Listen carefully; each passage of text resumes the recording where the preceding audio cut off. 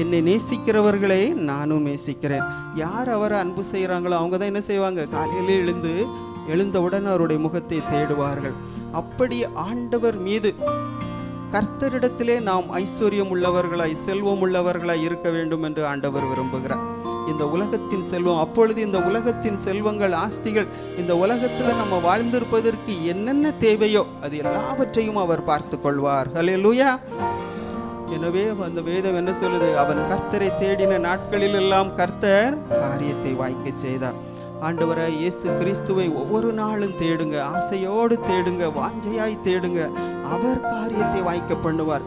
அவருடைய பாதத்திலே அமர்ந்து அவருடைய முகத்தை தேடும் பொழுது அவர் நம்முடைய முகத்தை நோக்கி பார்ப்பார். இவளுக்கு என்னெல்லாம் காரியம் இருக்குது, என்னென்ன காரியமெல்லாம் வாய்க்க வேண்டியது இருக்குது, என்னென்ன தேவைகள் இருக்குது என்பதை ஆண்டவர் கவனித்து பார்த்து அவர் எல்லாவற்றையும் நமக்கு செய்கிறவராய் இருக்கிறார். ஹல்லேலூயா.